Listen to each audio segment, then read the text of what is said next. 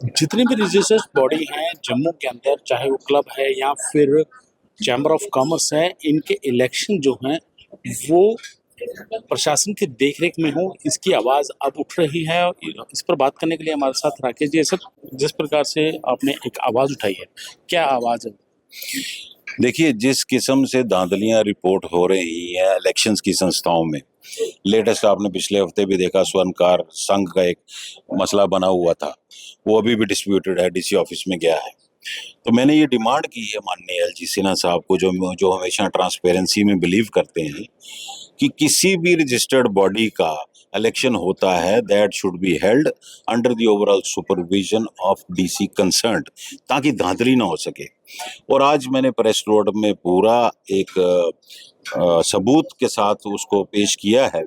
एक खत हमारे साथी जो मेरे साथ सुनील गुप्ता साहब सीनियर मेंबर खड़े हैं, वेयर हाउस से इनका ताल्लुक है चैम्बर के, इन्होंने खत लिखा था इमीडिएटली इलेक्शंस के बाद लास्ट ईयर इलेक्शन प्रेसिडेंट को, जिसमें इन्होंने एलिगेशन लगाई कि आपने अपने दोस्त और कंटेस्टेंट्स के रिश्तेदार पोलिंग स्टाफ बना दिए और रिगिंग की। जो वो लिखते हैं, उन्होंने ये डिनाई नहीं किया कि वो रिश्तेदार और दोस्त नहीं थे, वो बोलते हैं ये मेंबर थे। ठीक है, हमने भी नहीं बोला कि मेंबर नहीं थे, मगर रिश्तेदार और दोस्त तो पोलिंग के लिए नहीं बैठ सकते। फिर इन्होंने सीसीटीवी फुटेज मांगी, तो उन्होंने बोला हम सीसीटीवी फुटेज के पैसे नहीं देना चाहते थे। उनको पता होना चाहिए कि सीसीटीवी बंद करवाना एक क्रिमिनल ऑफेंस है और CCTV footage free of cost होती है। उन्होंने बंद ये इसलिए कराए क्योंकि धांधली का सबूत ना बचे। उसके बाद सुनील जी ने ये भी बोला कि फलाना फलाना फलाना सबके नाम लिए, ये अंदर कैसे?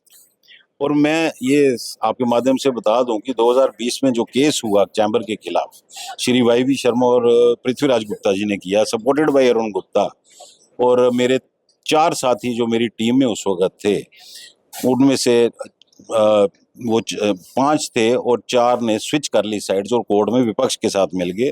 उसमें मुख्य तौर पर उस वक्त के सेक्रेटरी गौरव गुप्ता भी था। तो ये चीज प्रूव करती है कि ये लोग सारे मेरे खिलाफ थे। और जो लास्ट इलेक्शन हुई उसमें रिटायरिंग सेक्रेटरी जनरल गौरव गुप्ता साहब थे, जिनकी मदद के साथ ही असिस्टेंस के साथ कॉन्स्टिट्यूशन के हिसाब से शिव प्रताप जी इलेक्शन कंडक्ट करवा रहे थे। तो ये कैसे हो सकता है कि अरुण गुप्ता जी और गौरव गुप्ता जी के रिश्तेदार ही आपने अंदर बैठा दिए जो वैसे ही मेरे खिलाफ?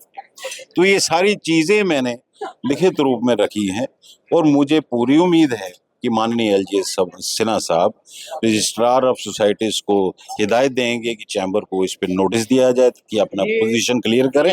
ये अब मांग क्यों उठी है? क्यों आपने अभी ये मुद्दा जो है वो गरमाया है? देखिए, मैं 2 बार चैम्बर प्रेसिडेंट रहा और आपने मुझे कभी भी नहीं देखा होगा चैम्बर के खिलाफ बोलते हुए। जैसे कॉन्ट्ररी मेरे कार्यकाल में आप इन सब लोगों को देखते थे कोई ना कोई बाइट्स देते हुए। मैं नहीं चाहता था कि चैम्बर और कमजोर हो, जैसा जो वर्किंग का हाल चल रहा है। लेकिन अब नई इलेक्शंस जब आने वाली है, कुछ महीने बाद प्रोसेस शुरू होने वाला है, ये मसला राकेश गुप्ता का नहीं है। कोई भी संस्था हो, कोई भी हमारा डिग्निफाइड मेंबर जब इलेक्शन लड़ेगा, तो ऐसा सिस्टम नहीं होना चाहिए कि पॉपुलर मैंडेट को षड्यंत्र करके डिफीट किया जाए। सिर्फ चैम्बर में ही नहीं, क्लब्स हैं, बाजार एसोसिएशन है, जितनी भी रजिस्टर्ड बॉडीज है, इन सब की जो भी इलेक्शन टीम बने वो overall supervision of deputy commissioner के अंडर काम करे और इलेक्शन हो, ताकि फेयर एंड फ्री पोल। बिल्कुल, देखिए दिसंबर माह में चैम्बर ऑफ कॉमर्स के इलेक्शंस हैं और अब मांग की जा रही है कि उन इलेक्शन में किसी प्रकार की धांधली ना हो, इसके लिए प्रशासन को इंटरवीन करना चाहिए। वीडियो जर्नलिस्ट तनवीर सिंह के साथ रविंद्र श्रीवास्तव।